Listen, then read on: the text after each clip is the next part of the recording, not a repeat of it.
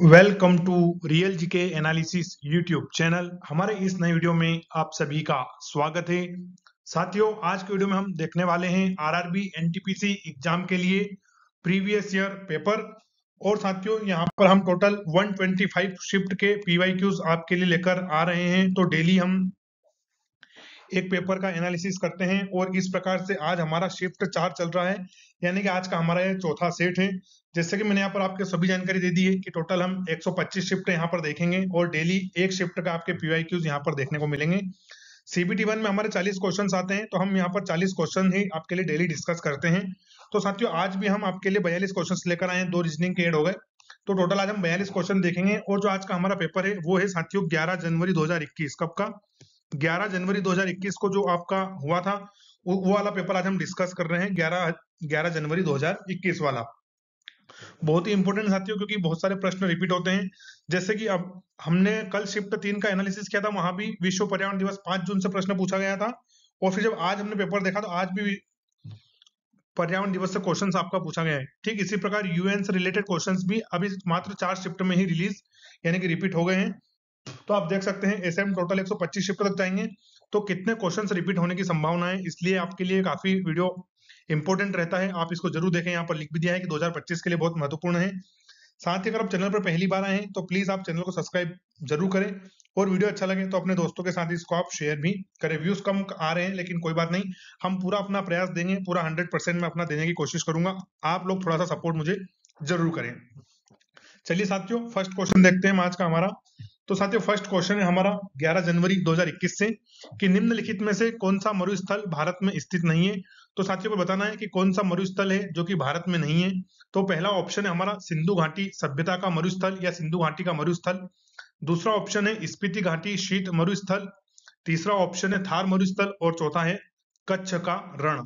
तो साथियों, correct answer रहेगा ऑप्शन एक। ऑप्शन है यहाँ पर बिल्कुल करेक्ट आंसर हो जाएगा कि सिंधु घाटी का मरुस्थल साथियों भारत में नहीं है। कहां पर है ये? पाकिस्तान में है। कहां पर है ये?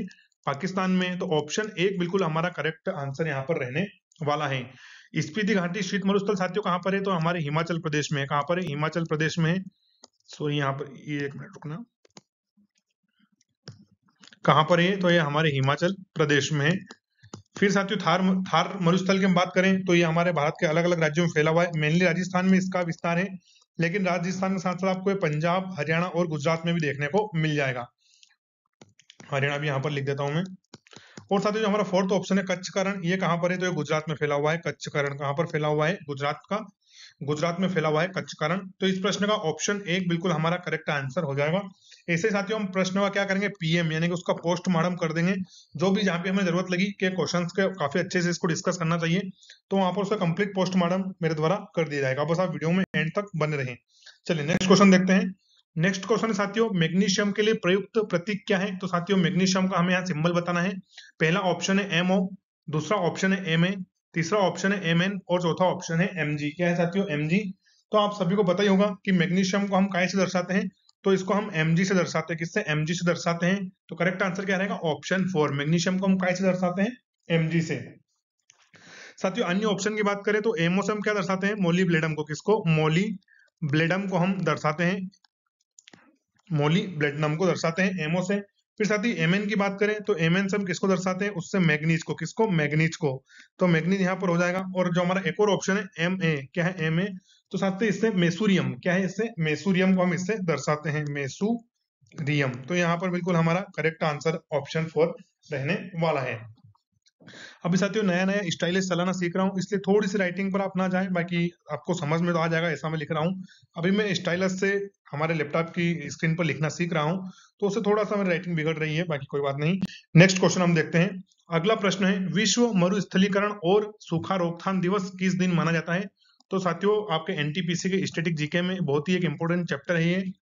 महत्वपूर्ण दिनांक, क्या है? Important date. इसको आप अपनी कॉपी में नोट करके पूरे वर्ष का अच्छे से तैयार कर ले। इंपॉर्टेंट डेट वाला आपसे जरूर पूछेगा। तो विश्व मरुस्थल और सूखा रोकथाम दिवस किस दिन हम मनाते हैं? तो पहला ऑप्शन है 22 अप्रैल के दिन, दूसरा ऑप्शन है 5 जून, तीसरा ऑप्शन है 17 जून और फोर्थ ऑप्शन है हमारा 22 मई। तो विश्व मरुस्थलीकरण और सूखा रोकथाम दिवस हम कब मनाते हैं? तो साथियों इसको हम मनाते हैं 17 जून को। कब मनाते हैं? 17 जून को मनाते हैं। तो ऑप्शन तीसरा बिल्कुल हमारा करेक्ट आंसर हो जाएगा। 17 जून। चलिए अन्य ऑप्शन साथियों यहाँ पर दिए गए हैं। तो 22 अप्रैल को हम क्या मनाते हैं, बताइए आप मुझे। तो उस दिन साथियों हम मनाते हैं विश्व पृथ्वी दिवस। क्या मनाते हैं हम उस दिन? विश्व पृथ्वी दिवस, वर्ल्ड अर्थ डे हम उस दिन मनाते हैं, विश्व पृथ्वी दिवस। एक और साथियों यहाँ पर ऑप्शन दिया गया है हमारा 22 मई दिया गया है। क्या दिया गया है? 22 मई दिया गया है। तो इस दिन हम क्या मनाते हैं? इस दिन हम साथियों मनाते हैं अंतरराष्ट्रीय जैव विविधता दिवस। क्या मनाते हैं? अंतरराष्ट्रीय जैव विविधता दिवस, यानी इंटरनेशनल बायोडाइवर्सिटी डे। इस दिन हम क्या मनाते हैं? जैव विविधता दिवस हम इस दिन मनाते हैं। और 5 जून को तो आप सभी को पता होगा कि हम विश्व पर्यावरण दिवस को मनाते हैं। ऑप्शन तीसरा बिल्कुल हमारा यहाँ पर करेक्ट आंसर हो जाएगा। अगला प्रश्न है, एप्पल कंप्यूटर्स के सह संस्थापक कौन थे? तो साथियों जो आज की हमारी बहुत नामी गिरामी कंपनी है, इंडियन यूथ पूरा पागल हो रखा है। तो एप्पल कंप्यूटर के सह संस्थापक कौन थे हमें बताना है। तो पहला ऑप्शन है पॉल एलन, दूसरा ऑप्शन है बिल गेट्स, तीसरा ऑप्शन है चार्ल्स फ्लिंट और फोर्थ ऑप्शन हमारा स्टीव जॉब्स। कौन है? Steve jobs. तो साथियों एप्पल कंप्यूटर के सह संस्थापक कौन थे? तो वो स्टीव जॉब्स थे। कौन थे? Steve jobs. तो ऑप्शन 4 यहाँ पर बिल्कुल हमारा करेक्ट आंसर हो जाएगा, स्टीव जॉब्स। तो साथियों जो एप्पल कंपनी है इसकी स्थापना कब हुई थी? तो इसकी स्थापना हुई थी 1 अप्रैल 1976 को। कब इसकी स्थापना कब देखने को मिली थी? 1 अप्रैल 1976 की इसकी स्थापना हुई थी हमारी एप्पल कंपनी की। और 3 लोगों ने मिलकर करी थी। तो एक तो हमारे स्टीव जॉब्स हो गए, इनके साथ में थे साथियों स्टीफन, कौन थे? स्टीफन वेजनक। तो ये भी आपको याद रखना है, स्टीफन वेजनक, कभी आपसे परीक्षा में पूछ लें। तो स्टीफन वेजनक और साथियों रोनाल्ड वेन। कौन थे? Ronald Wayne. तो इन तीनों ने मिलकर एप्पल कंपनी की स्थापना करी थी। स्टीवन जॉब्स, स्टीफन वेजनेक और रोनाल्ड वेन, इन्होंने 1 अप्रैल 1976 को एप्पल की स्थापना करी थी। साथियों पॉल एलन और बिल गेट्स ने किसकी स्थापना करी है? तो इन्होंने माइक्रोसॉफ्ट की स्थापना करी है। किसकी? माइक्रोसॉफ्ट की स्थापना करी है पॉल एलन और बिल गेट्स ने। चार्ल्स फ्लिंट की बात करें तो इन्होंने IBM international business machine company की corporation, international business machine corporation की इसकी स्थापना किसने करी है? चार्ल्स फ्लिंट ने। तो ऑप्शन 4 यहाँ पर बिल्कुल हमारा करेक्ट आंसर हो जाएगा। चलिए अगला प्रश्न देखते हैं। दिसंबर 1929 में लाहौर में आयोजित कांग्रेस का वार्षिक अधिवेशन इनमें से किस वजह से महत्वपूर्ण था? तो दिसंबर 1929 में जो लाहौर में कांग्रेस का अधिवेशन हुआ था वो क्यों महत्वपूर्ण था, ये हमें बताना है। तो पहला ऑप्शन है भारतीयों के आत्मनिर्भर होने के कारण, फिर दूसरा ऑप्शन है पूर्ण स्वराज के प्रति प्रतिबद्धता के कारण, तीसरा है देश की जनता द्वारा किए गए कार्यों के कारण, और फोर्थ है भारी बहुमत के कारण, भारी बहुमत के कारण। साथियों यहाँ पर करेक्ट आंसर रहेगा पूर्ण स्वराज के प्रति प्रतिबद्धता के कारण। ये बहुत ज्यादा महत्वपूर्ण था और चर्चा में था। क्या हो जाएगा? पूर्ण स्वराज के प्रति प्रतिबद्धता के कारण दिसंबर 1929 का लाहौर अधिवेशन बहुत ही महत्वपूर्ण हो जाता है। और इसके अध्यक्ष कौन थे? तो वो थे जवाहरलाल नेहरू जी। कौन थे? जवाहरलाल नेहरू जी। जाना पहचाना नाम है, इनके बारे में बात करने की हमें कोई आवश्यकता नहीं है, आप सभी जानते हैं। तो जवाहरलाल नेहरू 1929 कांग्रेस अधिवेशन के अध्यक्ष थे। चलिए अगला प्रश्न देखते हैं। अगला प्रश्न है, अक्टूबर 2020 के अनुसार निम्नलिखित में से कौन सा विश्व धरोहर स्थलों की सूची में शामिल नहीं है? तो पहला ऑप्शन है सूर्य मंदिर, दूसरा ऑप्शन है एलिफेंटा की गुफाएं, तीसरा ऑप्शन है आगरा का किला और चौथा है साथियों हवा महल। तो इनमें से कौन हमारा यूनेस्को की विश्व धरोहर सूची में शामिल नहीं है? तो वो हो जाएगा जयपुर का हवा महल। क्या हो जाएगा? जयपुर का हवा महल। तो साथियों ये क्या है? ये हमारी यूनेस्को साइट नहीं है। बाकी सूर्य मंदिर, एलिफेंटा की गुफाएं और आगरा का किला, ये तीनों क्या है? हमारे यूनेस्को साइट है। अच्छा इनको घोषित कब किया गया था? तो इसको 1984 में घोषित किया गया था। और आप एक और इंपॉर्टेंट टॉपिक अपनी कॉपी में लिख लें, यूनेस्को बहुत ज्यादा परीक्षा में पूछा गया है। अभी तक हम 4 शिफ्ट देखिए, चारों शिफ्ट में 1 से 2 क्वेश्चन देखने को मिले हैं। तो सूर्य मंदिर 1984 में, फिर साथियों हमारा आगरा का किला, इसको 1987 में। कब? 1987 में। और सॉरी सर, जो आगरा का किला है तो इसको 1983 में दर्शाया गया था। कब? इसको 1983 में विश्व धरोहर की सूची में शामिल किया गया था। और एलिफेंटा की गुफाओं को 1987 में शामिल किया गया। थोड़ा सा कंफ्यूजन हो गया मुझे। तो सूर्य मंदिर 1984, एलिफेंटा की गुफाएं 1987 और आगरा का किला 1983। ये कहाँ पर है? तो ये हमारे उड़ीसा राज्य में हो जाएगा। एलिफेंटा की गुफाएं कहाँ पर है? तो वो महाराष्ट्र में हो जाएगी। और आगरा का किला कहाँ पर है? हमारे यूपी में है। तो ऑप्शन 4 इस प्रश्न का बिल्कुल करेक्ट आंसर यहाँ पर हो जाएगा। चलिए अगला प्रश्न है हमारा हिस्ट्री का। शाहजहां की बेटी जहांआरा ने शाहजहानाबाद दिल्ली में स्थापित नई राजधानी की कई वास्तुशिल्प परियोजनाओं में भाग लिया। तो साथियों उनका नाम बताना है कि वो शाहजहां की बेटी थी और उन्होंने क्या करा था? जो दिल्ली में स्थापित नई राजधानी थी वहां पर कई सारे जो मॉन्यूमेंट्स थे वास्तुशिल्प में भाग लिया था। तो पहला ऑप्शन है बेगम इशरत, दूसरा है गुलबदन बेगम, तीसरा है रोशन आरा और चौथा है जहां आरा। तो साथियों यहाँ ऑप्शन में दिया गया है कि शाहजहां की बेटी, तो वो कौन थी? वो जहां आरा थी। कौन थी? जहां आरा थी। तो ऑप्शन 4 बिल्कुल हमारा करेक्ट आंसर हो जाएगा, जहां आरा थी। साथियों एक और ऑप्शन है यहाँ पर गुलबदीन बेगम, ये बहुत इंपॉर्टेंट हो जाता है क्योंकि ये क्या थी, हुमायूं की बहन थी और इन्होंने क्या करा था, हुमायूं नामा लिखा था। जो हुमायूं की आत्मकथा थी ना, हुमायूं नामा, तो वो किसने लिखा है, वो गुलबदन बेगम ने ही लिखा है। तो ये आपके लिए बहुत इंपॉर्टेंट हो जाता है, और बाबर की पुत्री थी यानी कि हुमायूं की बहन थी। तो ऑप्शन 4 यहाँ पर बिल्कुल करेक्ट आंसर हो जाएगा। अगला प्रश्न है, एशिया का सबसे बड़ा उद्यान जिसका नाम है इंदिरा गांधी मेमोरियल ट्यूलिप उद्यान किस शहर में स्थित है, हमें बताना है। तो ये एशिया का सबसे बड़ा उद्यान है और इसका नाम है इंदिरा गांधी मेमोरियल ट्यूलिप उद्यान। तो ये किस शहर में, पहला ऑप्शन है शिमला, दूसरा है मनाली, तीसरा है गंगटोक और फोर्थ ऑप्शन है श्रीनगर। तो साथियों करेक्ट आंसर रहेगा श्रीनगर। कहां पर, श्रीनगर में है। और इसका पहले का नाम क्या था, तो सिराज बाग। चलिए यहाँ पर लिख देता हूं मैं, पहले इसको किस नाम से जाना जाता था, तो पहले इसको सिराज बाग के नाम से जाना जाता, सिराज बाग। तो गांधी मेमोरियल ट्यूलिप उद्यान इंदिरा गांधी, तो ये हमारे श्रीनगर में। ऑप्शन 4 यहाँ पर बिल्कुल करेक्ट आंसर हो जाएगा। नेक्स्ट क्वेश्चन है, 4 मानवीय अंगों के नाम दिए गए हैं, इनमें से 3 किसी प्रकार समान है और एक ये साथियों रीजनिंग का क्वेश्चन है, यहाँ पर ऐड हो गया।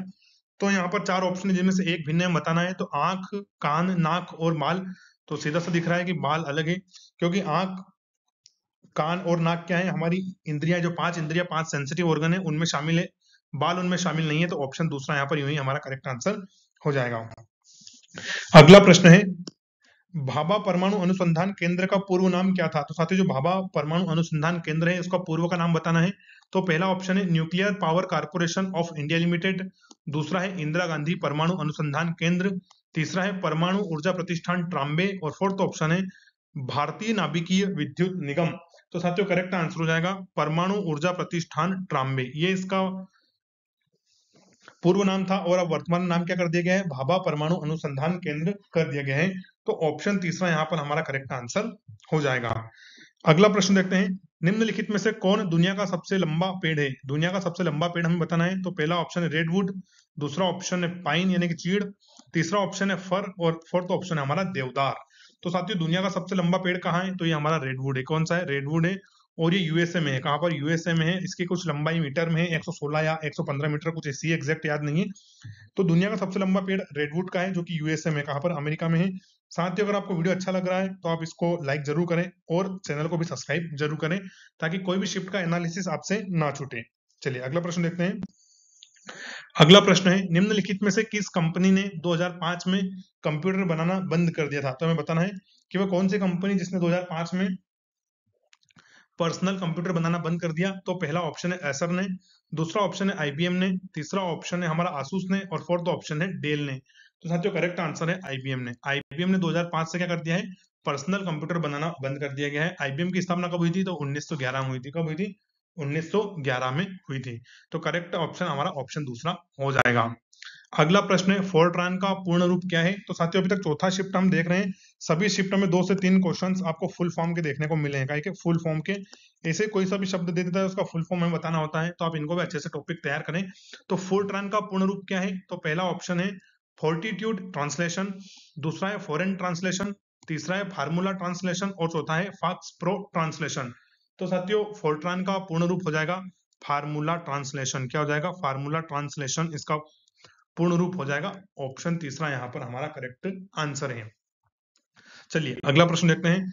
अगला प्रश्न यूएन से जुड़ा हुआ है कि संयुक्त राष्ट्र सुरक्षा परिषद में मेंबर होते हैं 10 स्थायी और 5 अस्थायी। फिर दूसरा ऑप्शन बोल रहा है कि 5 स्थायी और 5 अस्थायी।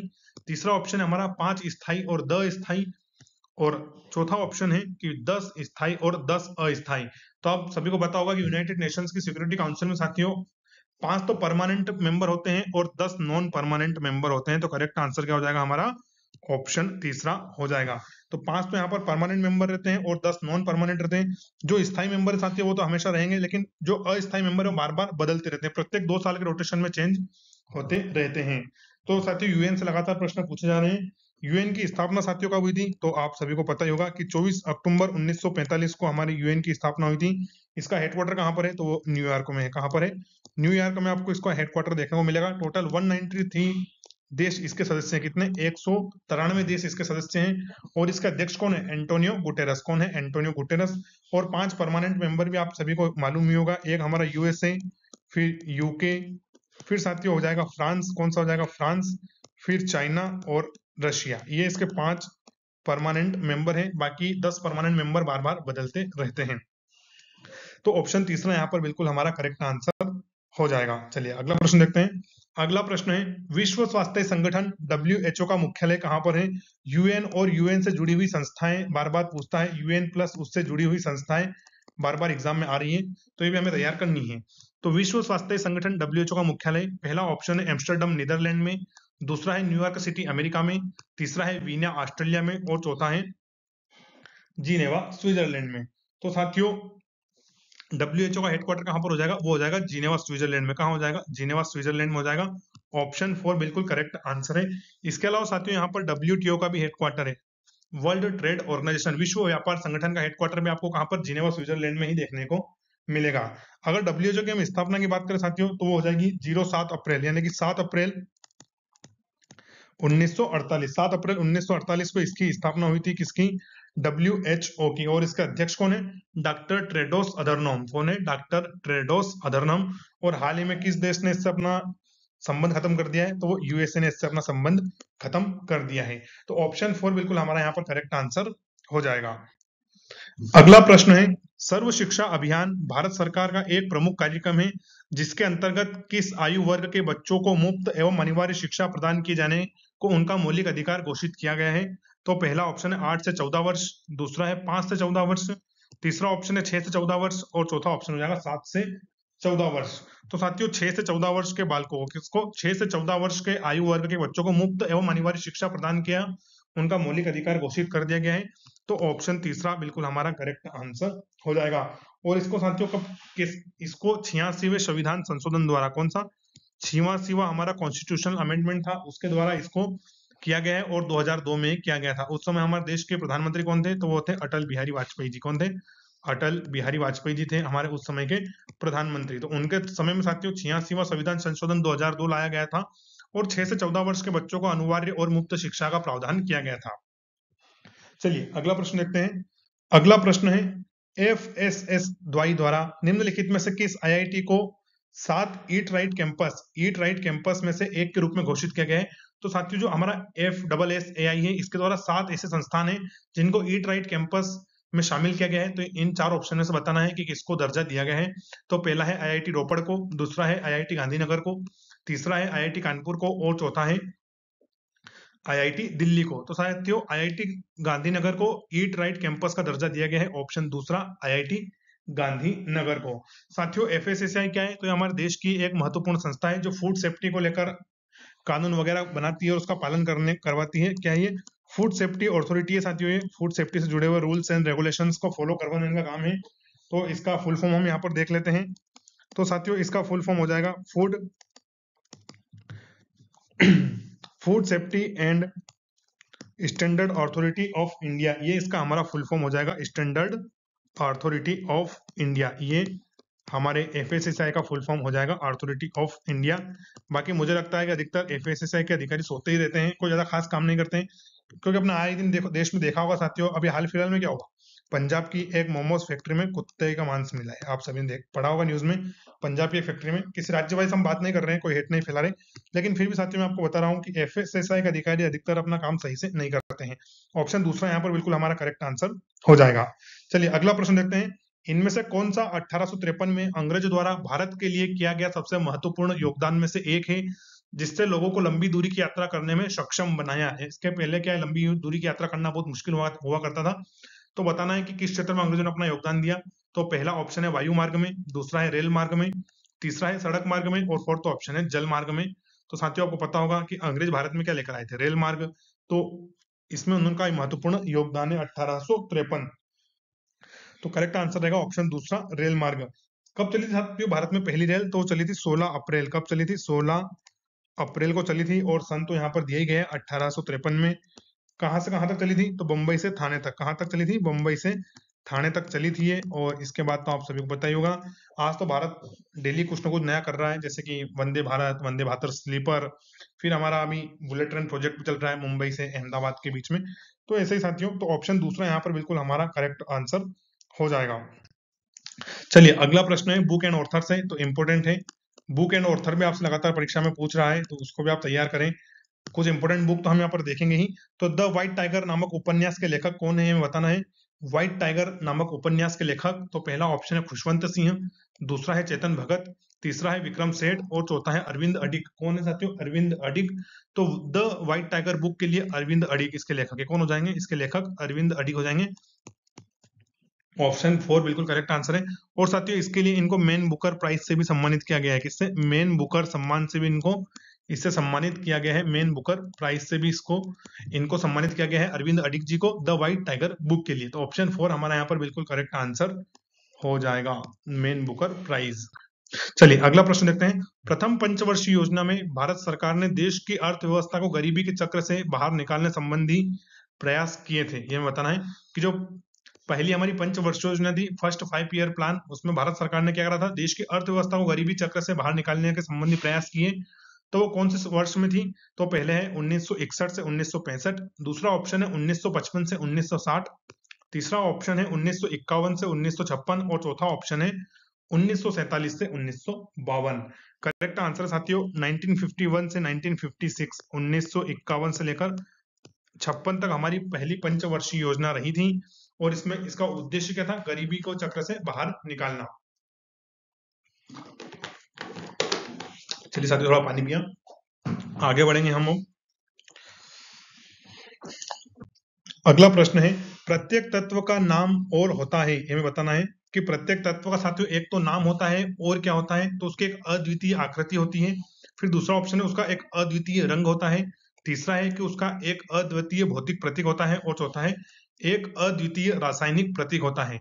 तो साथियों प्रत्येक तत्व का एक नाम और एक अद्वितीय रासायनिक प्रतीक होता है। क्या होता है, उसका एक अद्वितीय रासायनिक प्रतीक होता है। तो ऑप्शन 4 बिल्कुल हमारा करेक्ट आंसर हो जाएगा।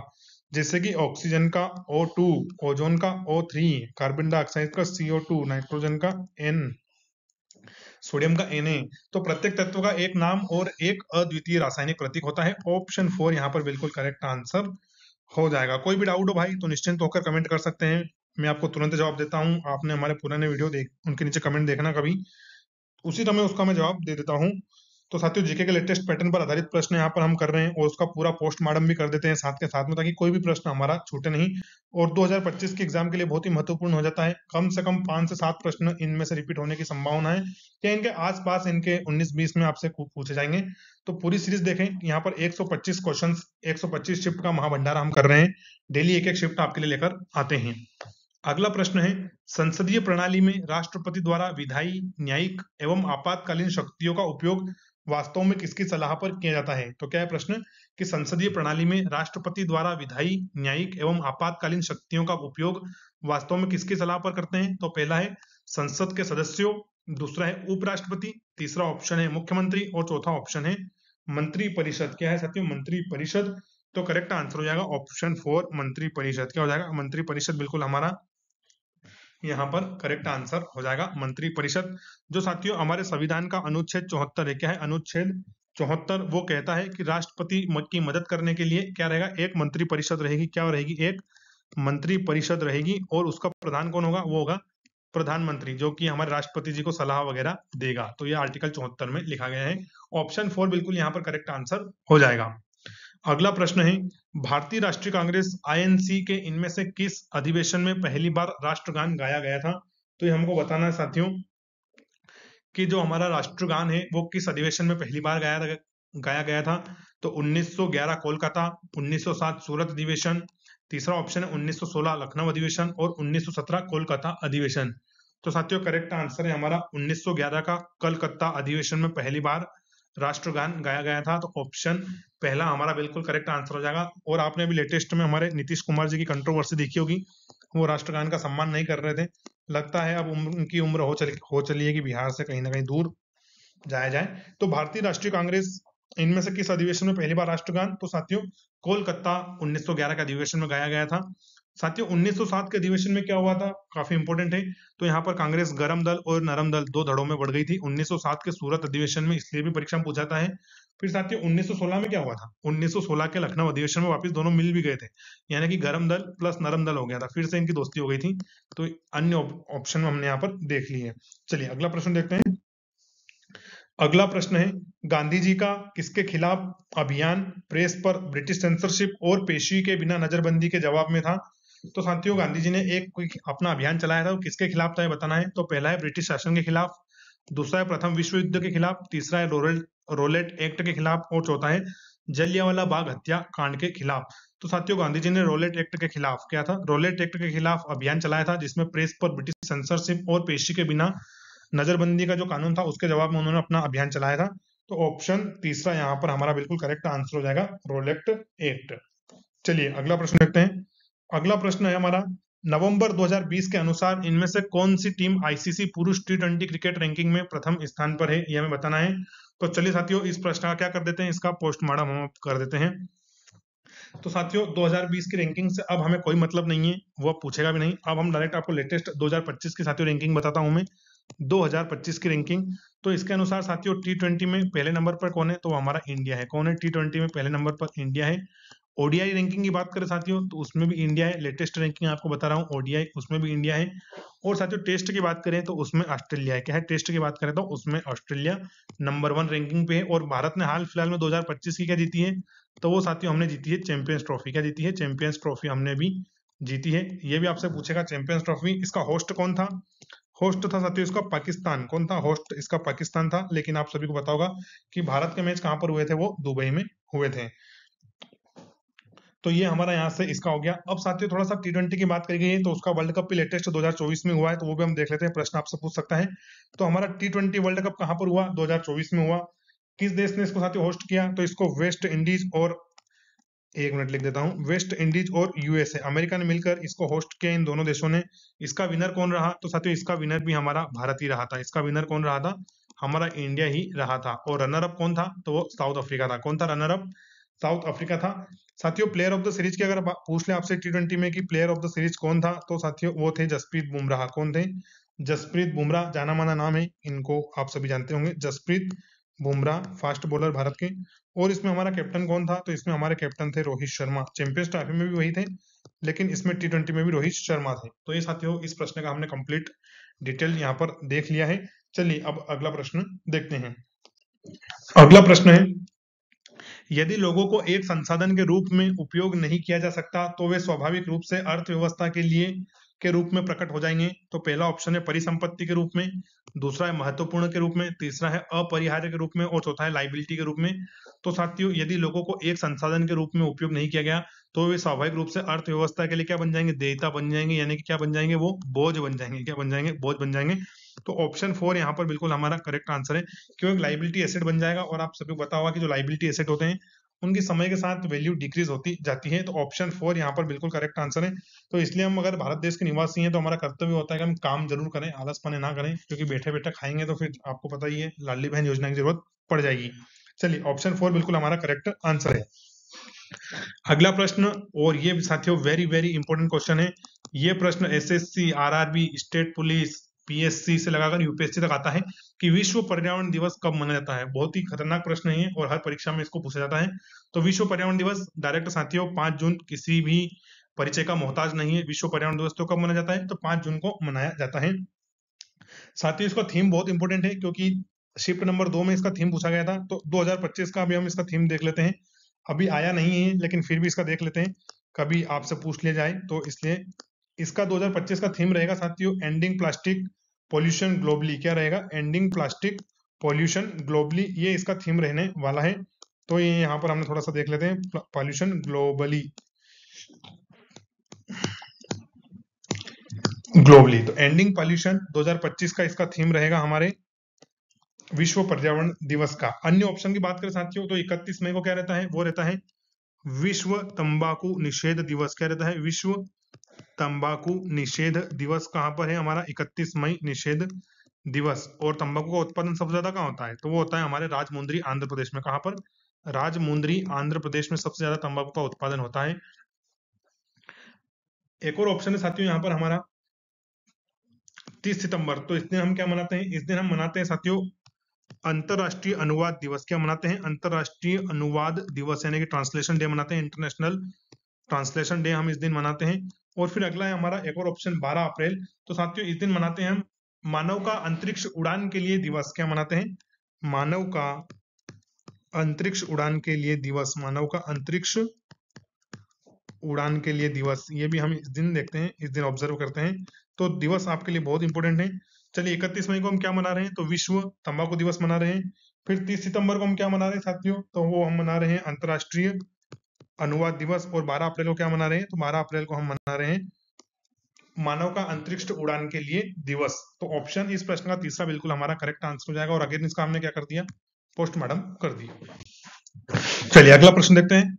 निम्नलिखित में से किस फिल्म ने ऑस्कर 2020 में best motion picture of the year का पुरस्कार जीता था।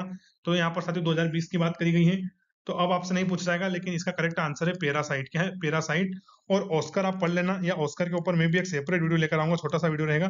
ऑस्कर 2024 और ऑस्कर 2025 के लिए एक वीडियो लाएंगे हम, तो कि 1-2 साल का करंट अफेयर्स पूछता है, इतना पुराना नहीं पूछेगा।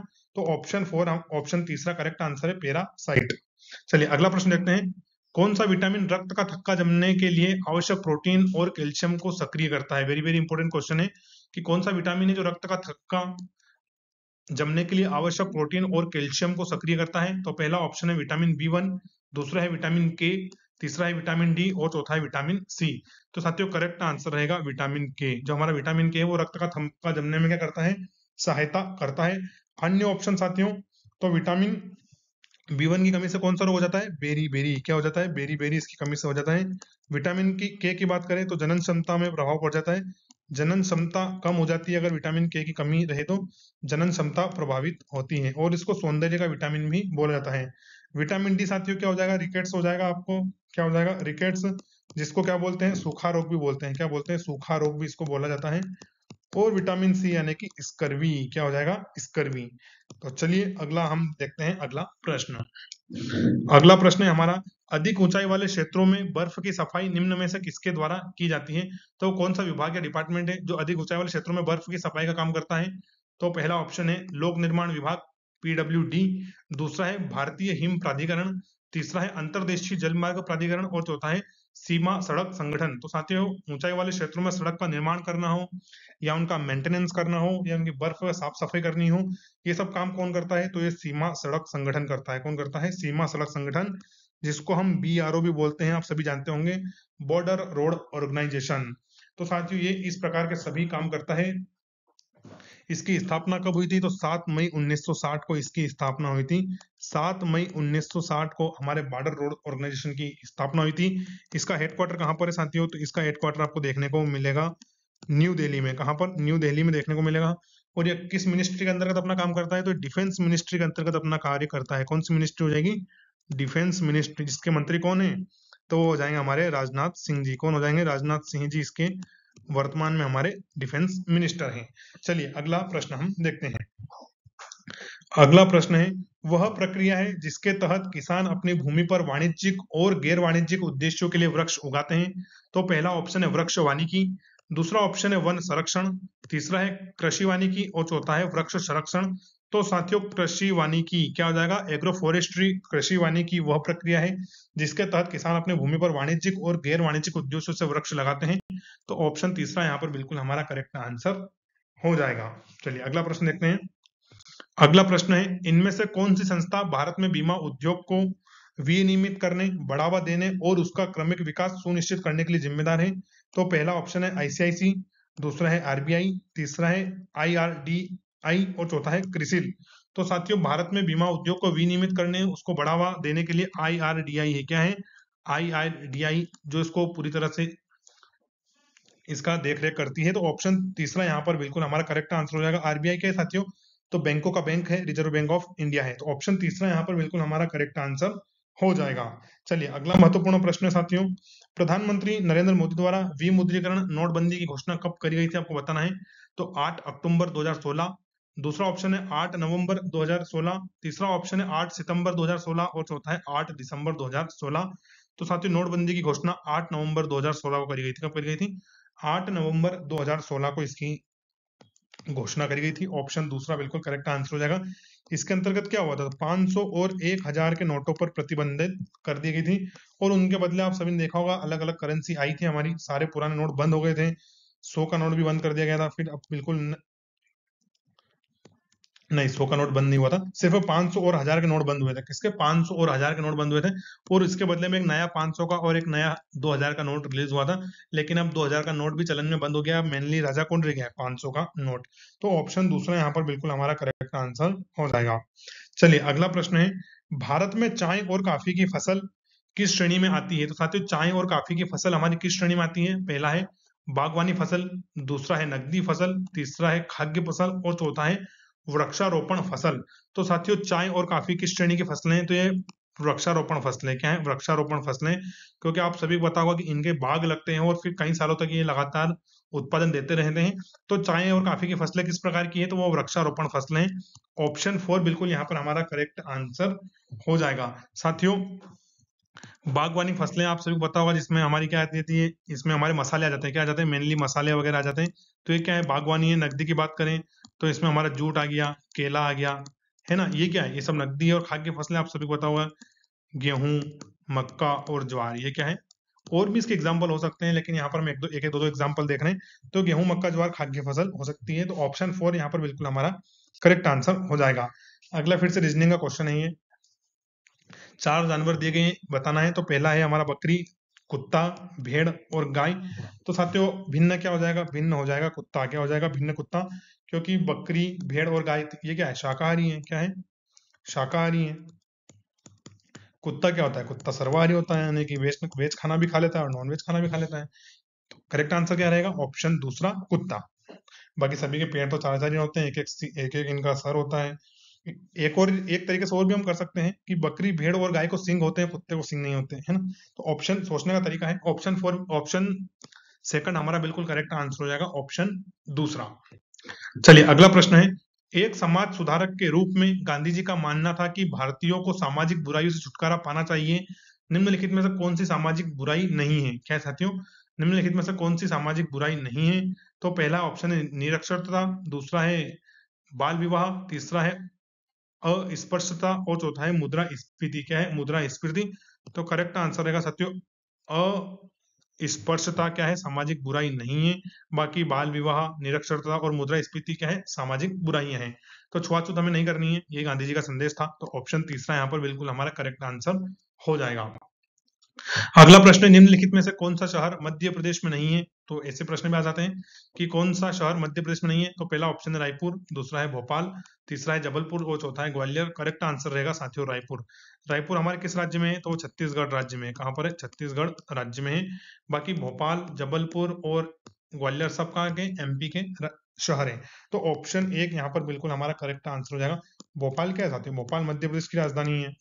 रायपुर छत्तीसगढ़ की राजधानी, जबलपुर में मध्य प्रदेश का हाईकोर्ट है, ग्वालियर में उसकी खंडपीठ है। तो चलिए अगला प्रश्न देखते हैं, विटीकल्चर क्या है? ये हमें बताना है कि विटीकल्चर क्या है। तो पहला ऑप्शन है सब्जियों की खेती, दूसरा है आम की खेती, तीसरा है अंगूर की खेती और चौथा है फूलों की खेती। तो साथियों, विटीकल्चर क्या हो जाएगा? विटीकल्चर हो जाएगा अंगूर की खेती। क्या हो जाएगा? अंगूर की खेती।